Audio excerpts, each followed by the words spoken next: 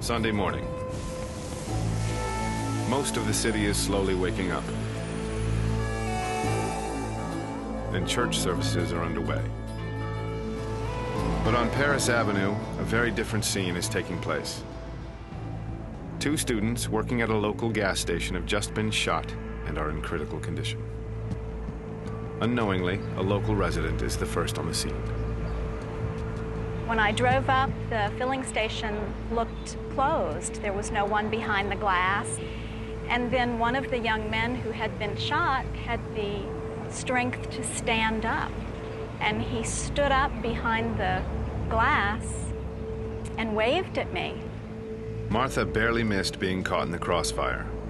Just moments before, two men with shotguns demanded the cash box. The students handed it over, but were shot anyway. I didn't know what that was on the floor. I only found out later that part of his liver had been shot out of his body. And then to hear someone saying in that condition that his life is leaving his body, it was a very profound, it was a very intense experience. Within minutes, paramedics and police are on the scene and race the two students to Charity Hospital. Police attention then turns quickly to gathering evidence. The priority is the investigation.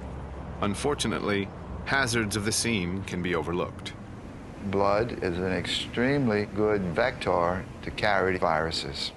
Viruses are not like bacteria. Bacteria don't do well outside the body. They don't do well at all. But viruses do very well outside the body.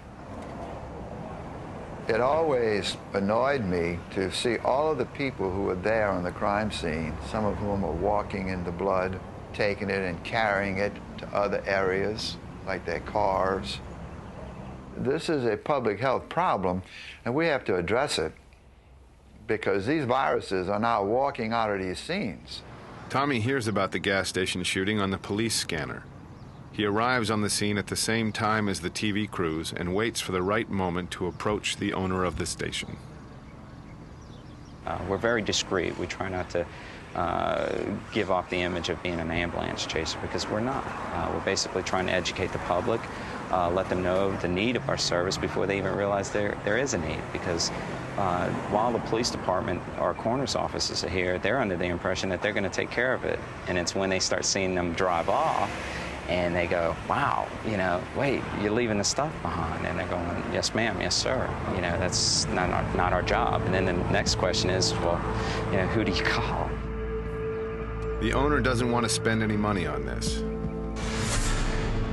He's asked one of the victim's friends to mop it up.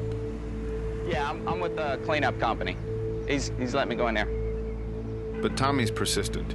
He explains the need for proper remediation. A convenience store is no place to cut corners. Kids come here to buy candy. The owner agrees only after Tommy gives him a bargain rate. But less money means Tommy will have to do the job alone. Tommy's first concern must be his own safety.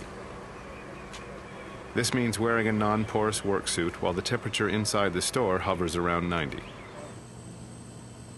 Though already starting to dry, the blood is still hazardous. In a process called scabbing, the outer surface forms a hard shell. Inside, the blood remains a living, viable host for pathogens. If it's a blood factor that is, say, HIV or hepatitis infected, those pathogens as well are being encapsulated, and it's a situation that, once again, when we're handling it, we have to take all these things into consideration. Tommy's main concern is not to spread contaminants to food items, so he works with the blood dry for as long as possible. This HEPAVAC lifts most of the dried particles. The next step is diluting the blood with a powerful antimicrobial agent. Police, when leaving a scene, recommend regular household bleach. For Tommy, the choice of agent depends on the job.